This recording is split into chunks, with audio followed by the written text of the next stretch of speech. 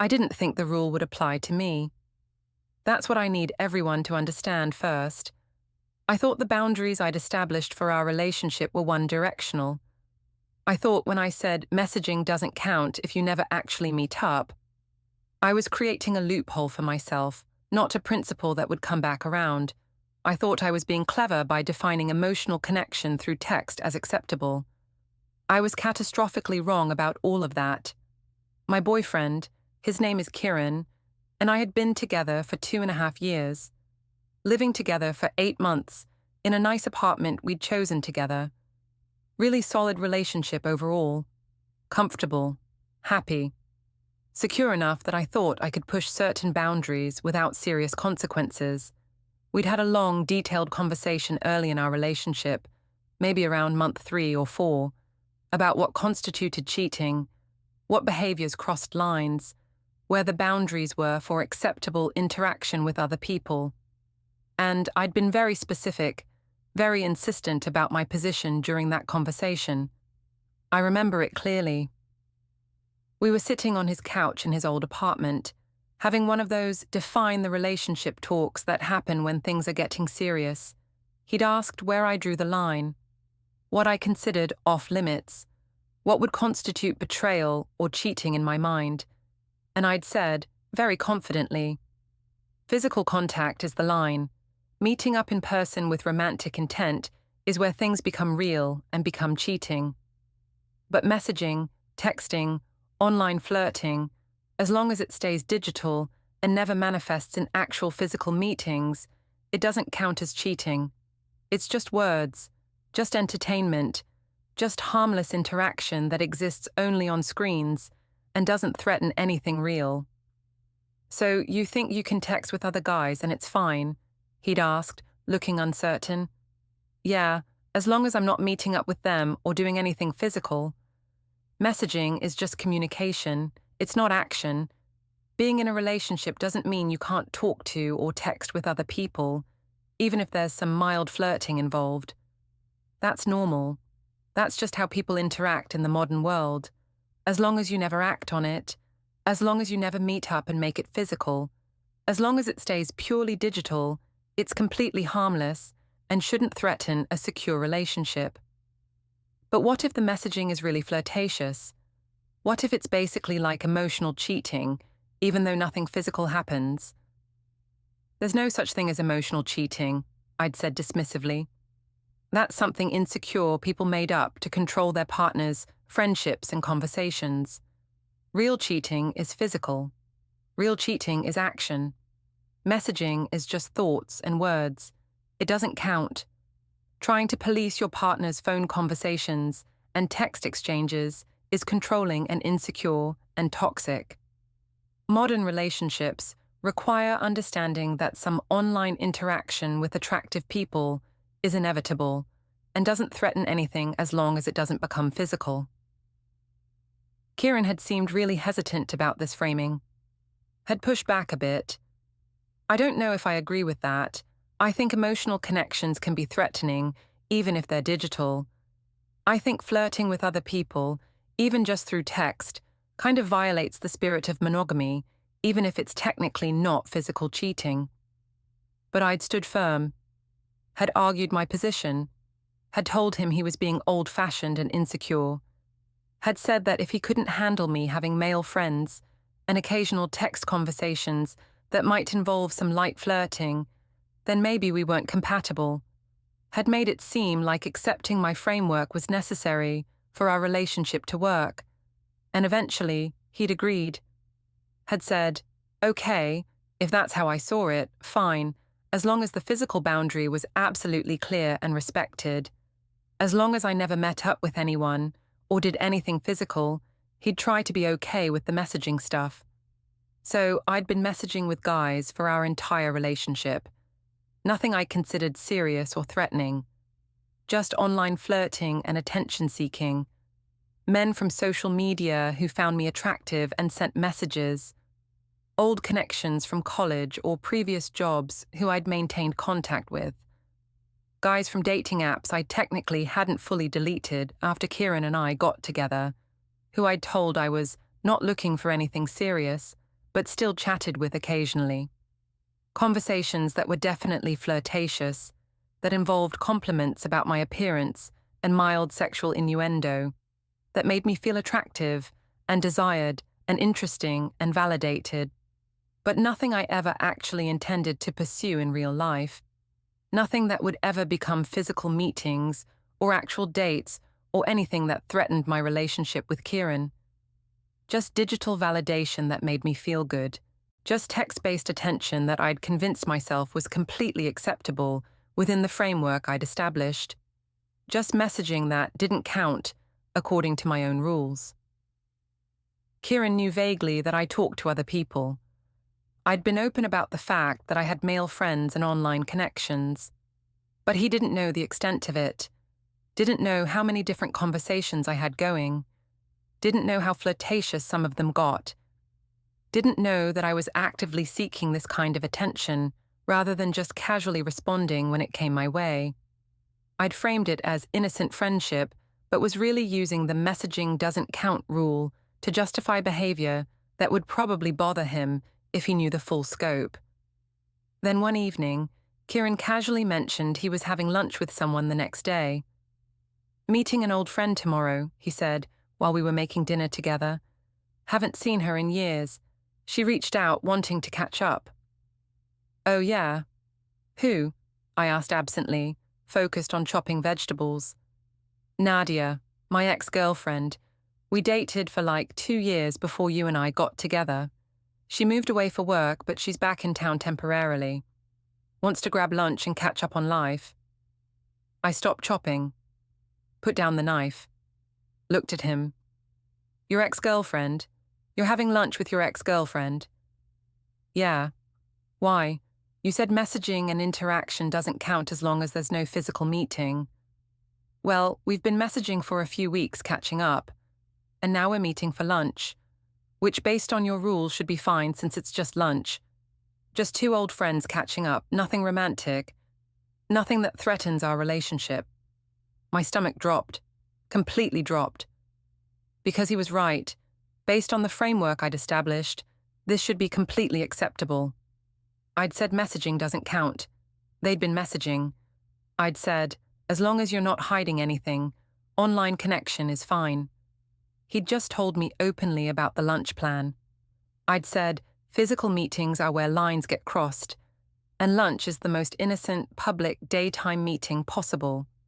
By my own logic, by my own stated boundaries, by the rules I'd insisted on, this was perfectly fine. But it didn't feel fine. It felt awful. It felt like betrayal. It felt like him crossing a line even though he was staying completely within the boundaries I'd drawn. "That's different," I said immediately, defensively. "That's your ex. That's someone you had a romantic history with. That's not the same as just messaging random people." "But you message guys you've had history with," Kieran pointed out calmly. "I've seen some of the names. Some of these guys you talk to are people you dated before me, people you were involved with. So if you can message your exes and say it's fine because you're not meeting up, why can't I message my ex and then have lunch with her?" Because it's different when it's in person. Meeting up makes it real, makes it an actual interaction instead of just digital." "So you're saying meeting in person crosses a line?" Kieran interrupted. "You're saying physical meetings are where things become inappropriate? Because that's not what you said before. Before you said physical contact is the line. Meeting up is fine. Being in the same space is fine. As long as nothing physical happens, it's all acceptable. That's been your position for our entire relationship." I meant that as long as nothing romantic happens, and nothing romantic is going to happen. We're having lunch, in public, during the daytime, catching up on the past few years, talking about her new job and my new relationship with you and general life updates. Completely platonic, completely innocent. Exactly the kind of thing you've said is fine within relationship boundaries. I felt trapped, felt the walls of my own logic closing in on me, felt him using my exact arguments back at me in ways I couldn't dispute without completely contradicting everything I'd claimed to believe. "I don't want you to go," I said finally. admitting the truth. I don't want you having lunch with your ex-girlfriend. I don't care what I said before. I don't care about the rules I established. This feels wrong, and I want you not to do it. But you message multiple guys, Kieran said. You have ongoing conversations with men who find you attractive. You engage in flirting that you say doesn't count because it's just digital. You've maintained that this is all fine. And now you want me not to have lunch with one person, in public, completely platonically, just because she's my ex. You want different rules for you than for me? Yes, because it's different. Because you're meeting in person. Because she's someone you loved before. Because this threatens our relationship in ways my messaging doesn't. Does it, though? Kieran asked. Or does it just feel different because you're on the receiving end? Because you're the one who has to sit with the uncomfortable feeling of your partner interacting with someone from their past? Because you're the one experiencing what I've been experiencing while you message all these guys? You knew I talked to people.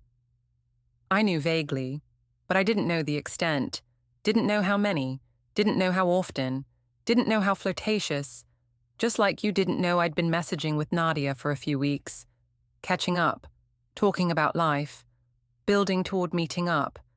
I kept it vague the same way you keep things vague. And now we're both dealing with the consequences of the boundaries you established. So this is revenge. This is you punishing me for messaging people by meeting up with your ex. This is me following the rules you created, the rules you insisted on, the rules you said were necessary for a modern, trusting relationship. You said messaging is fine. I messaged. You said meeting up is fine as long as nothing physical happens. I'm meeting up and nothing physical will happen. I'm doing exactly what you said was acceptable. And if you have a problem with it, then maybe the problem is with the rules themselves, not with me following them. Balked ear and Hanen done tears out. He went to lunch with Nadia the next day, told me he was leaving around 11:30 a.m., told me the exact restaurant, Giovanni's downtown, the nice Italian place with the outdoor patio, told me he'd probably be back around 2 or 3 p.m., depending on how long they talked. Told me it was just lunch, just catching up, nothing for me to worry about. Left while I sat in our apartment feeling progressively sicker and more anxious and more betrayed, even though technically, by the exact framework I'd created, he wasn't doing anything I hadn't given implicit permission for through my own selfish boundary setting. Those 3.5 hours were absolute torture, complete psychological torture. I sat there in our apartment trying to distract myself and failing completely. Put on Netflix and couldn't focus on anything. Picked up a book and read the same paragraph 5 times without comprehending it. Tried to work on some things I'd been putting off and couldn't concentrate at all. Just sat there with my phone in my hand, refreshing social media compulsively and imagining them together. Imagining her being prettier than me in person. More charming, more interesting, more compatible with him. Imagining them sitting at a cozy table on that outdoor patio, sunlight filtering through the trees, laughing about old memories I wasn't part of and could never be part of because they existed before me. Imagining them having chemistry and connection and history that I couldn't compete with. Imagining inside jokes I wouldn't understand. Imagining her touching his arm when she laughed. Imagining him looking at her the way he used to look at me when we first started dating. Imagining him realizing he missed her. Realizing what he'd lost when they broke up. Realizing that their breakup was just because of logistics and distance, not because they weren't compatible. Realizing he'd settled for me when he could have had her. Comparing me unfavorably to her in his mind. Noticing all my flaws more clearly in contrast to her perfection. Thinking about how maybe he made a mistake getting so serious with me instead of waiting for her to come back. Every terrible thought spiraling through my mind while I waited for him to come home. Every insecurity I'd ever had about not being pretty enough, interesting enough, good enough flooding to the surface. Every fear about being replaced or left for someone better consuming me. all while knowing I had no right to feel this way according to my own stated rules. All while understanding that I'd created this exact situation by insisting that messaging and meeting up were fine as long as nothing physical happened. I checked the time obsessively. 12:30 p.m. They'd probably just ordered food. 1 p.m. They'd probably be eating now, talking, reconnecting. 1:30 p.m. Maybe they were done eating, but still talking, not wanting the meal to end. 2 p.m. Why wasn't he home yet? He'd said 2 or 3, but I was hoping for 2. 2:30 p.m. Were they extending the lunch, getting coffee afterward, walking around downtown together? Finally, at 2:45 p.m., I heard his key in the lock, heard the door open, heard him come in. I'd been sitting on the couch pretending to read, phone face down next to me, so he wouldn't see. I'd been obsessively checking the time and refreshing my apps looking for any distraction from the torture. He came back looking completely normal, not guilty, not secretive, not like someone who'd just been on a romantic date, just normal, casual, like he'd been to any regular casual lunch with any regular casual friend that didn't threaten anything, like this was no big deal at all. How was it? I asked, trying desperately to sound casual and failing completely. My voice came out strained and too high-pitched. It was nice, he said, setting his keys down on the counter. Really good to catch up after all this time. She's doing well. Her new job is challenging but good overall. She's some kind of senior project manager now at a tech company. She asked about you, about us. I told her we're really happy together, that we live together now, that things are serious between us, that I see a real future with you. Did you... I paused, trying to figure out how to ask what I wanted to know without sounding as insecure as I felt. Did you feel anything, being with her, seeing her again after all this time? I felt friendly, he said, looking directly at me. I felt nostalgic about the past. I felt glad we could have a mature adult conversation without any weirdness or tension. But I didn't feel romantic toward her. Didn't feel like I wanted her back or regretted how things ended. Didn't feel like our relationship was threatened at all. Just felt like I was having a pleasant lunch with someone I used to know really well and still care about as a person, but don't have romantic feelings for anymore. But did she feel that way too? Did she want anything more? Did she try anything? Did she seem like she was hoping for more than friendship? No, she's moved on. She's seeing someone actually. Someone from her new city. She just wanted to catch up because we used to be important to each other, and she was back in town. That's all it was. I should have felt relieved, should have felt reassured. But I didn't. I felt violated somehow. Felt like he'd crossed a line even though he objectively hadn't. Felt betrayed even though he'd done exactly what I'd said was acceptable. I don't like that you did that, I said.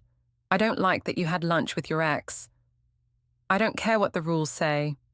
It feels wrong. And I don't like that you message multiple guys constantly, Kieran said calmly. I don't like seeing notifications from men on your phone. I don't like knowing you're having flirtatious conversations with people who find you attractive. I don't care what the rules say. It feels wrong to me too. But you established that it's fine, that as long as nothing physical happens, all of this is acceptable. So either the rules apply to both of us or they don't apply at all. Which is it? It's different. It's not different. You just think it is because you're uncomfortable. Because you're experiencing what I've been experiencing. Because you don't like how it feels. Well, I haven't liked how it feels watching you message other guys for 2 years. But I accepted it because you said it was fine. Because you said messaging doesn't count. Because you said I was being insecure if I had a problem with it. So now you need to accept this. You need to accept me having lunch with my ex, because by your rules, it's perfectly fine. So what? You're going to keep meeting with her. This is going to be a regular thing now. Maybe. If she's in town and wants to grab coffee or lunch, yeah, I might. The same way you regularly message with multiple guys. the same way you maintain these ongoing conversations. I'm just applying your logic to in-person meetings. If messaging is fine, meeting up should be fine too. If staying friends with exes is fine, actually seeing them should be fine too. Right? I didn't know what to say, didn't have an argument, didn't have a position that didn't completely contradict everything I'd been saying for 2 years. Just sat there feeling the weight of my own rules being used against me in ways I'd never anticipated.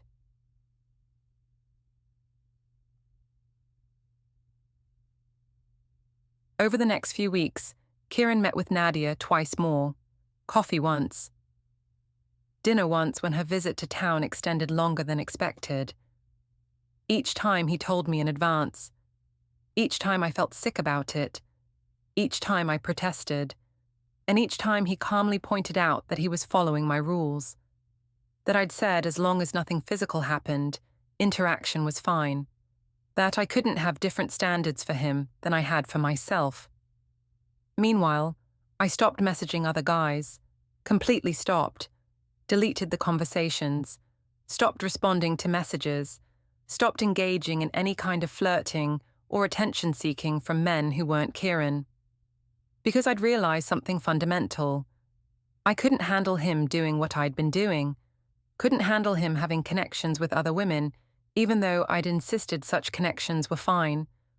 Couldn't handle the anxiety and jealousy and fear that came with him meeting his ex, even though I'd maintained that digital interaction was harmless.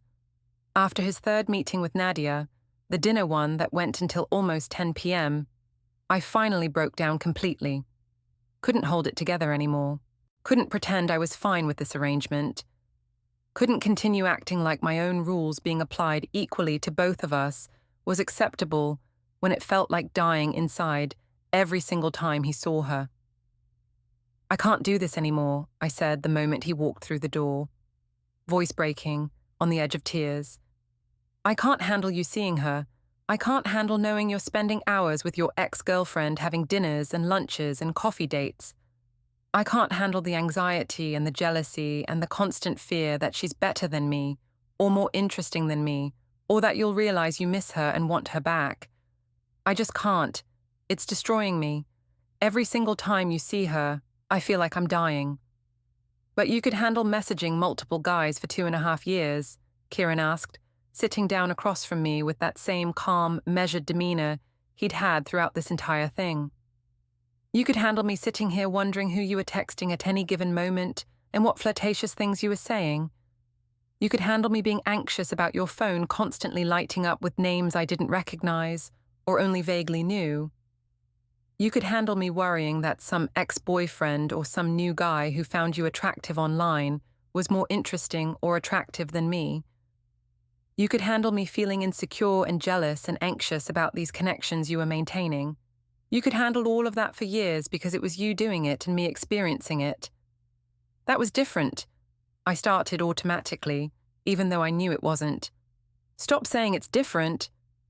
He raised his voice for the first time through this entire process. Actually raised his voice and showed real emotion instead of that infuriating calm. Stop saying that. It's not different. It's exactly the same. You just never had to feel what I was feeling because you were always the one on the giving end, never the receiving end. You never had to experience the other side of the equation. You set up rules and boundaries that benefited you and gave you freedom to get attention from other men, and you never once seriously considered how they'd feel if they were applied to me in the exact same way. You never thought about whether your framework was actually fair or just convenient for you. I know, I said, finally admitting it fully. I know that now. I understand what I did wrong. I understand that messaging other people does count, even if you never meet up. I understand that emotional connections and history matter, even if they're supposedly just digital. I understand that maintaining relationships with exes is complicated and threatening, even if it's supposedly platonic. I get it now. I finally, completely understand what I was doing to you. I'm sorry I didn't understand it before. I'm sorry it took this for me to see it. Are you sorry for what you actually did, though? Kieran asked intensely. Or are you just sorry that you're now experiencing the consequences of your own rules? Are you sorry you hurt me for years? Or are you just sorry that I'm now doing to you a tiny fraction of what you did to me and it feels awful? Both, I said desperately. I'm sorry for both. I'm genuinely sorry I messaged all those guys for years. I'm sorry I maintained connections that made you uncomfortable while telling you it was your problem for being insecure. I'm sorry I established selfish rules that were designed to benefit me. I'm sorry I didn't understand or care how this felt until you gave me the smallest taste of my own medicine. I'm sorry for all of it. Everything. I would take it all back if I could. I haven't even done the same thing, though, Kieran said, voice getting quieter again, but somehow more intense. That's what you need to understand. I've been having lunch and coffee and dinner with one person, one ex-girlfriend, 3 total meetings over the course of several weeks. That's it. You've been messaging dozens of different guys constantly for 2.5 years. Multiple conversations going simultaneously. Daily interactions with men who find you attractive. Years of this behavior. The scale isn't even remotely close.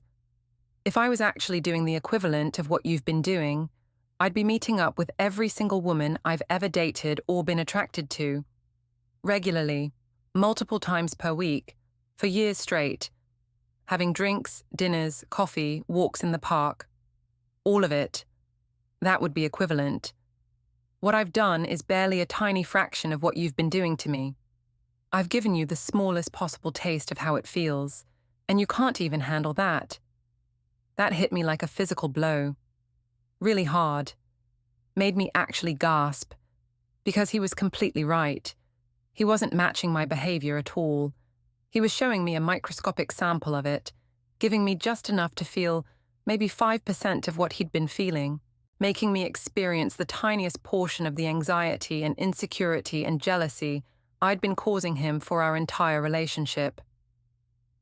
So what do you want from me? I asked, tears actually falling now. Do you want to break up? Is this you ending things? Do you want revenge? Do you want to keep meeting with her to punish me for what I did? What's the end game here? What do you need from me to fix this? I want you to actually understand what you've been doing, Kieran said seriously. Really, truly, deeply understand it. Not just intellectually acknowledge it like, yes, okay, I see your point, but actually emotionally, viscerally comprehend what I've been feeling.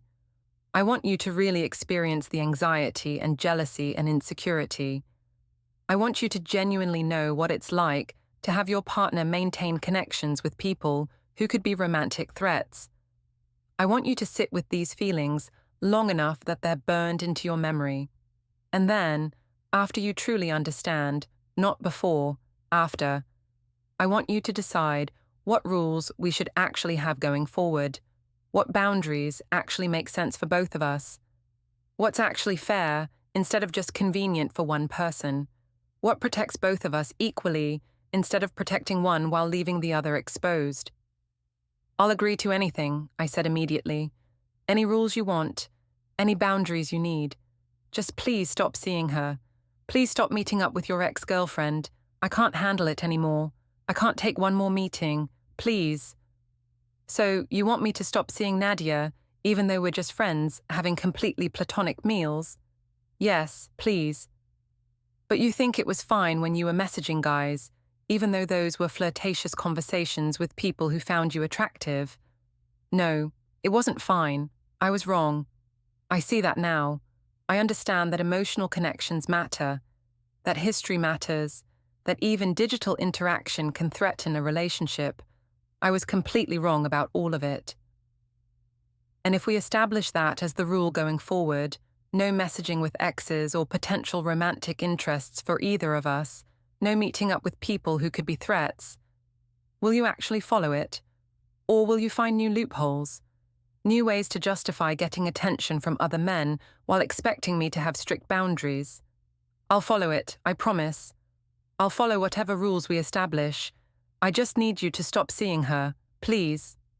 Actually, Annie Horna, Antoni Au.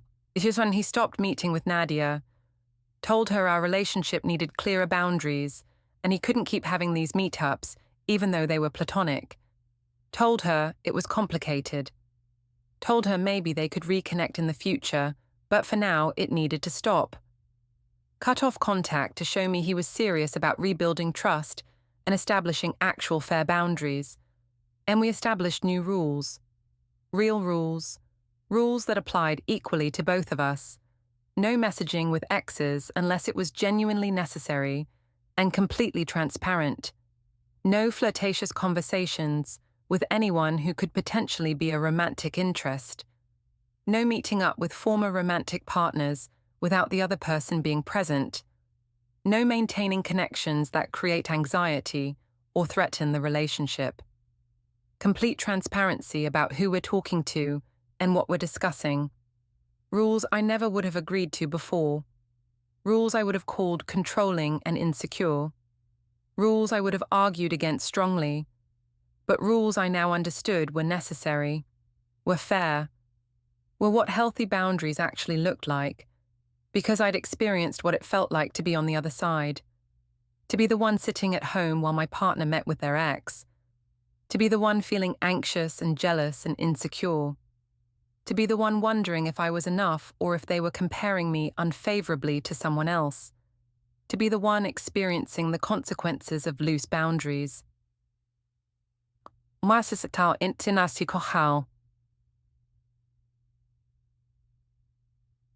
It's been a year since Kieran had those 3 meetings with Nadia.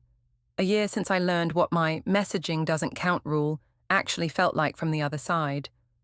A year since I discovered that boundaries I thought were clever and modern and trusting were actually just selfish and one-sided and designed to benefit me while making him uncomfortable. We're still together, working through it, rebuilding trust that I damaged by maintaining those inappropriate connections for so long. Following the new rules we established, both of us, equally. No loopholes, no exceptions, no clever justifications. I think about what I said all the time. Messaging guys doesn't count if we never met. How confident I was in that position. How certain I was that digital interaction was harmless. How convinced I was that as long as nothing physical happened, everything else was fine. How I'd created a framework that let me get attention from other men while feeling justified and righteous about it. And I think about how Kieran showed me what that actually meant. Not by lecturing me or arguing with me or trying to convince me I was wrong, but by taking my rule and applying it to himself. By messaging his ex for weeks, by meeting her for lunch and coffee and dinner, by doing exactly what I'd said was acceptable and making me experience how it felt, by showing me the consequences of my own logic. I understand now what I did wrong.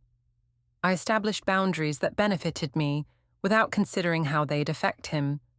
I maintained connections with other men that made him uncomfortable while telling him he was insecure if he had a problem with it.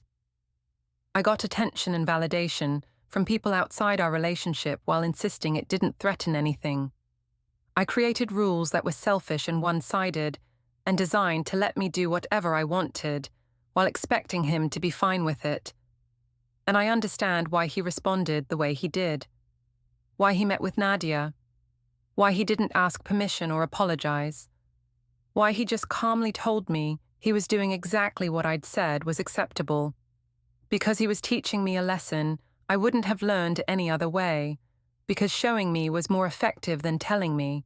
Because I needed to feel what he'd been feeling to truly understand what I'd been doing.